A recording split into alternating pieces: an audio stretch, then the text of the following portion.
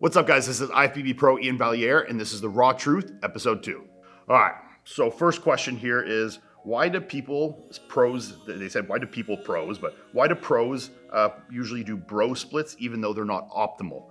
I think the word optimal is a little weird in this context here, because I think optimal is especially pertaining to a split, is really what you can follow the best, and what you find you can get the most out of in terms of intensity and effort, and manage, efficiently. So say doing a push-pull legs, you find by the time you get, midway through the workout, or, when you're doing a bunch of different muscles together, you find it difficult to keep the intensity high, then a bro split might be better for you. I don't think just because science dictates something, it's necessarily the most optimal. I think what you can follow the best and what you can bring the most intensity and most effort to the table in terms of the split is always going to be the most beneficial. So I also think in terms of bodybuilding, there's going to be a lot more specificity needed than some other splits might be able to incorporate, where, I find, let's use like a push-pull legs or something, is a little more general in its, variety of exercises, where if you're doing, like, say, chest and biceps, you can be a little more specific in working on your strengths and weaknesses and things like that, right? Next question is, favorite thing about prep? A couple different things here. I think, one, obviously, being a professional bodybuilder, I like the challenge and seeing how much I can improve, show to show, and bring a little bit different package every time, and look at my physique, objectively from the previous preps, and think of things that we can improve on and continue to improve. I think that's what it's all about. And with the word bodybuilding, is, building and improving and continually improving and learning your weaknesses and growing through them, right? So I think one of my favorite things is that. I also think, this is a little bit different, but my favorite thing about prep is just being lighter. When you're in the off season, you're 290, 300 pounds, your sleep can get affected. Your energy levels are definitely lower when you're eating that much food. And just being, a little lower in food, I find my energy is actually a lot better. I can be a lot more productive. Once you get like in 1 week, 2 weeks out, obviously your energy is very low, but for the most of prep, I actually really like how I feel being a little lighter, a little more active, and I get a lot more done, that's for sure. Once I retire, I'd like to start running after I bodybuild, so I probably want to get light, like 200 pounds or less, What do you think about people turning into vegans? I really have no opinion on it. I mean, it really depends why you're choosing to become a vegan. If you're choosing to do it because of your morals, and you have an issue with the animal rights or animal cruelty, or people, how the animals are treated, I mean, that's a fair argument to make. If you're doing it because of health reasons and you think it's a healthier diet, I would probably have a conversation with that person and really kind of, delve into that a little more and see why they think that's the right way, and maybe discuss options that they could keep meat in. But either way, it's someone's choice, and I have no problem with people choosing what to do with their lives. So I really have no opinion on it whatsoever. But I think from dietary perspective, there's a lot of, benefits to eating meat in a lot of ways, which I think have been proven. So if there's ways to keep it in your diet, and you don't have anything against eating animals, then I would always try to in some capacity. For shredding, if diet is on point, does the training split routine matter? Yes and no. Like, going back to the first question, I think whatever you can adhere to and stick to is always the best option. And then in terms of the amount of output you're putting into the workout, if you're going in and doing very minimal volume, but this is, now a different question in terms of volume versus the split. So the split itself, I don't think matters too much, as long as you're incorporating enough volume in there to make sure that your output and the calories burned in your workout is enough. If you're doing 2 exercises of 2 sets versus 5 exercises of 2 or 3 sets, your output's going to be more. But I think you also need to consider, when dieting down for a show, to not overdo it.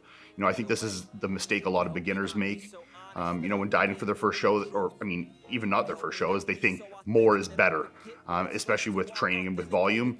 I was just talking to a guy on Instagram recently that trains 7 days a week and has done so for years, and is confused as to why he's not, he's having trouble gaining weight and making progress. And I told him he's not giving his body adequate time to recover, and he's burning calories like that at that rate every single day. So it's going to make it very difficult, especially unless you're not eating a ton of food, to kind of catch up with that, right? So from that perspective, I think it definitely does matter. So you need to mitigate and manage your volume, in accordance with what your goals are around training. So How much sex is a healthy number in a week? I need a number. I guess more is better. I mean, like, I don't really have an exact number for you. I mean, I guess this goes back to the last question in terms of volume, right? Like, more volume of sex is more calories burned. So if your goal is to get shredded, just have as much sex as possible, get that output cranked right high. But I mean, look, there's a lot of positive benefits, both mentally and physically, to having lots of sex. So fucking give her. Do you ever do light cardio to warm up before legs? Yeah, I do. Especially in the off season, when I'm like a little more stiff and like it takes me a little longer to kind of like get my joints and stuff kind of moving into things. I might do like 5-10 minutes on the bike, do a little, of active stretching and stuff like that, dynamic stretching, just to kind of get everything firing good and then kind of start into some exercises. But even when you say warm up with a cardio warm up, I also do warm up within my exercises. So I don't just like hop into a squat and put 6 plates on the bar. I might do 1 plate for a few reps, 2 plates, 3 plates.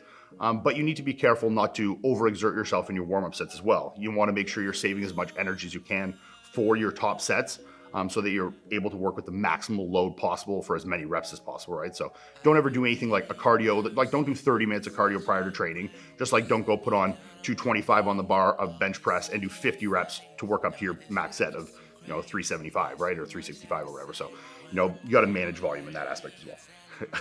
On a scale of 1 to 10, how ugly are your feet? I mean, they're definitely not good. I mean, okay, this is going to sound fucking disgusting, this is kind of ironic in 2 ways. One, I'm a chronic nail cutter. So like if I can feel any bit of my nails on my fingers, this only pertains to my fingers. If I can even feel a little bit, I have to cut them like almost instantly. My toes, I'm not quite so picky. So sometimes those might get a little unruly. And I won't lie, right now I have some kind of like wart or something on one of my toes. So I've been using these like wart removing band-aids. So that's not painting a very pretty picture, but yeah, no, I mean, out of 10, I mean, depends who you ask. There's some bodybuilding freaks out there that would probably really like to see my feet, but no, if I'm going to give an honest judgment, I'll give like a 4. Is there an exercise that scares you during your top set?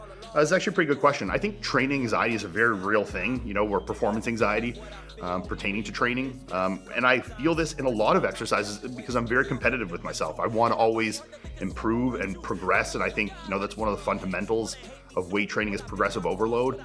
But yes, there's obviously exercises where I feel more anxiety and more fear going into them than others. Like obviously if you're going to go do a heavy barbell squat, or a heavy hack squat or heavy deadlifts, maybe not deadlifts so much because I really find deadlifts fun, more of a fun thing to do versus like a scary thing to do.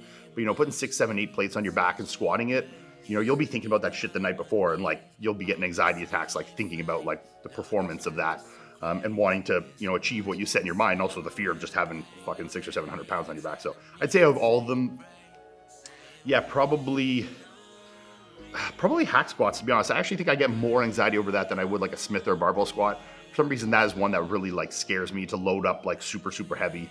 And I think that's just, like I said, based off competitiveness with myself. So when's your next show? My next show is Vancouver Pro. It'll be 5 weeks out this Sunday. I might do something else in there. I'm not decided yet. I'd like to do Vancouver first, kind of see where my mind's at that. And, if I want to do another show kind of between there and the Olympia, I might do so. But last year I did do a number of shows that I looked really good in. I think it took away from my overall look by the time the Olympia came around. So there's pros and cons to it. I think, being competitive and doing shows, and collecting accolades and winning money and all these things is great. And for bodybuilders to get out there for their fans more often is awesome. But I also think that being your best when it matters also matters at this point in my career. So we'll kind of go, one step at a time. But Vancouver first in 5 weeks. I will win that, and that'll find me for the Olympia, but we might do something else in the middle there. It's a very serious question. Please tell me how to get rid of skinny fat. Well, this is 2 different things. You're skinny from a muscle and size standpoint, and then there's fat on top of that. So this is a twofold thing here. You need to lose body fat first, I would say, or lose the fat and then grow muscle. You can do a little bit of both at the same time, but there's going to come a time where the goals in terms of nutrition are going to be a little conflicting. If you want to really grow, the calories are going to have to be a little higher than what you're going to need to be losing the body fat at a substantial rate. So lose some body fat, gain some muscle.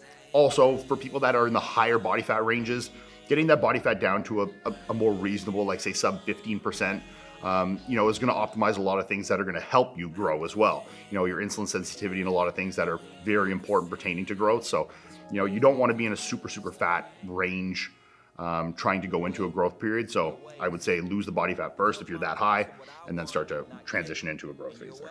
What's the best part of a pro bodybuilding lifestyle? I think getting to go different places for the competitions. And look, I'm not like a big I love to travel white girl thing to say.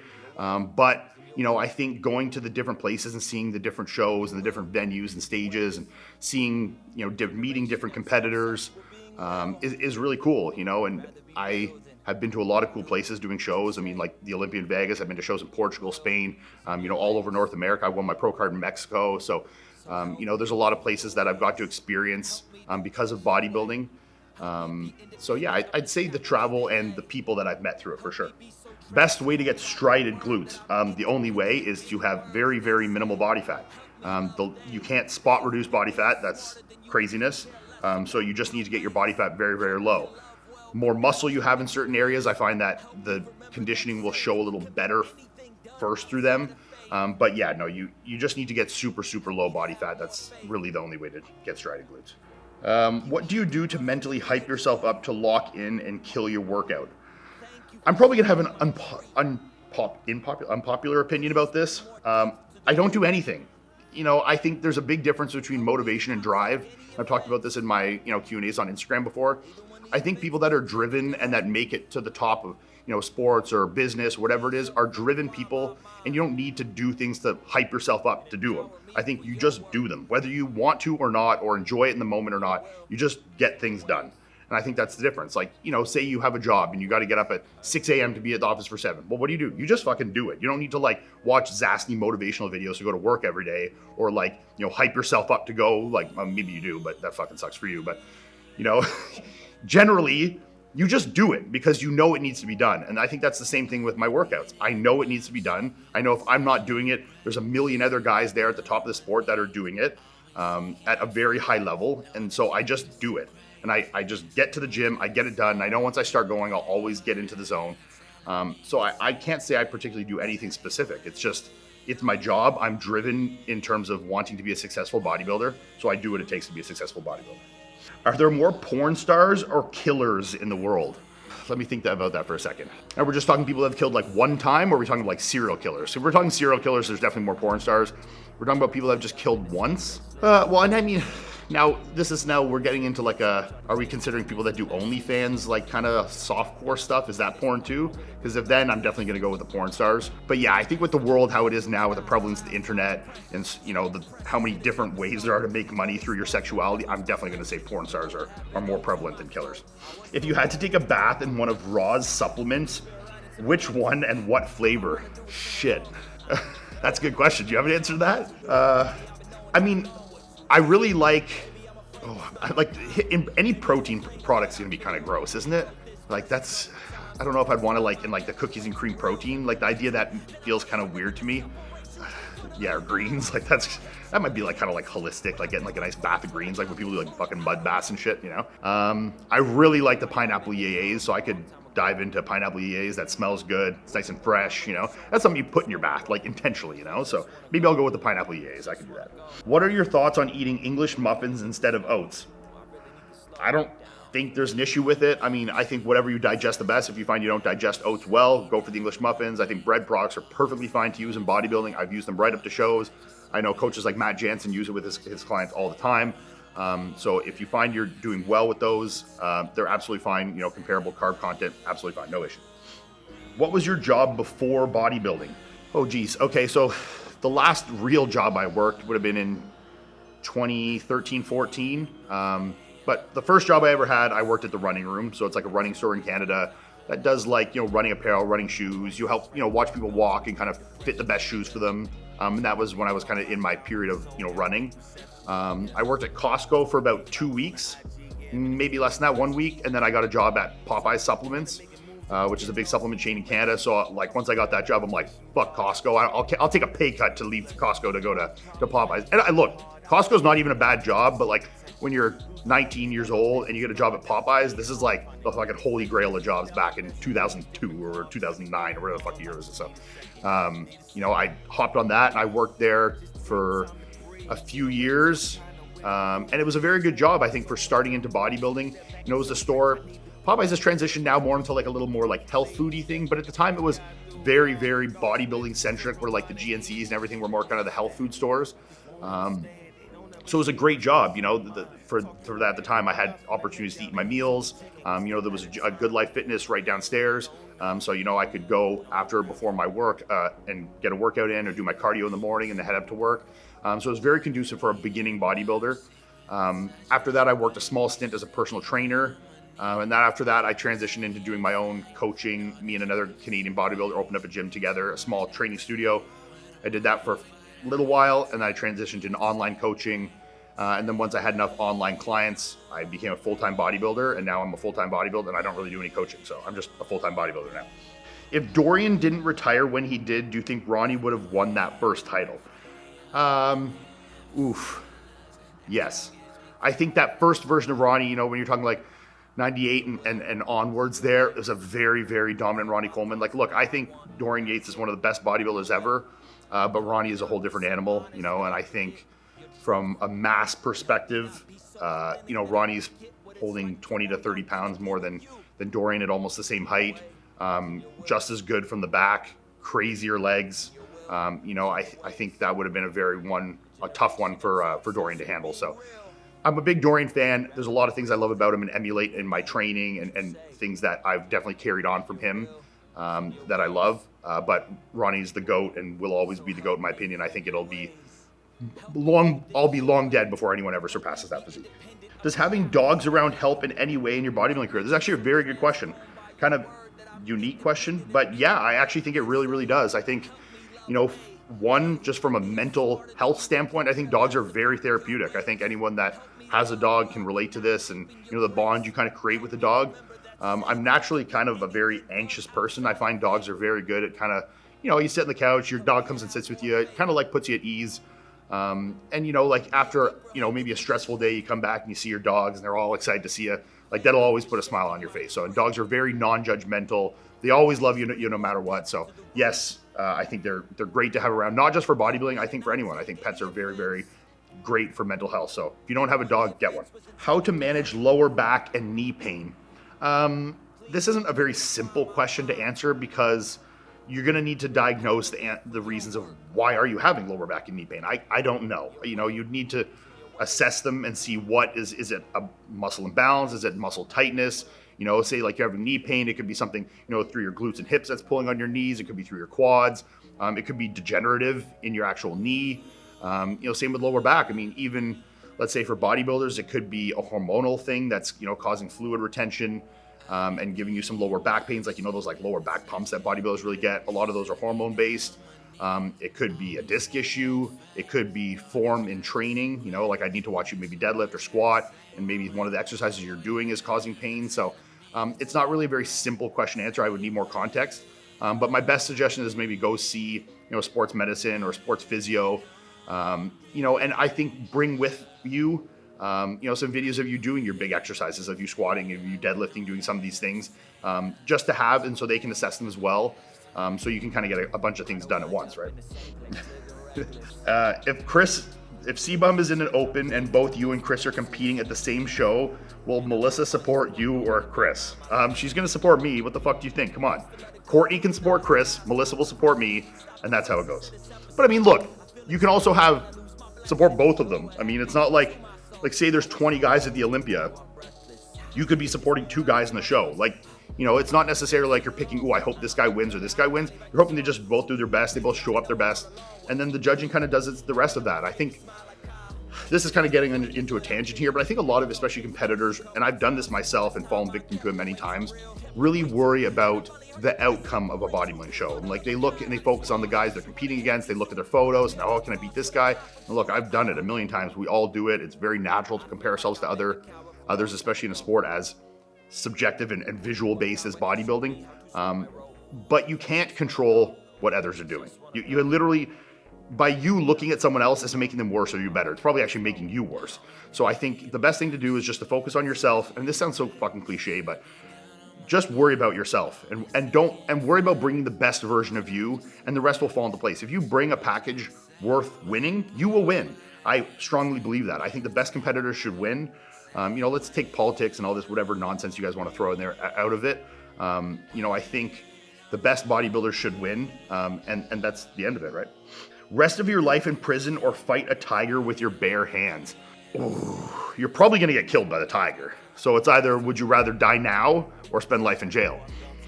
Or you're taking the gamble that you might be able to beat the tiger, which is very, very slim. Look, I'm pretty big and heavy, so I don't know if my endurance is going to be I might get 30 seconds and gas out and that thing's going to fucking eat me. So I'm going to go with life in prison and hope that maybe I can get a good lawyer and get parole or some shit like that. So, all right, guys, that's episode 2 of The Raw Truth. I hope you guys enjoyed. Thanks for all the great questions, and we'll catch you next time.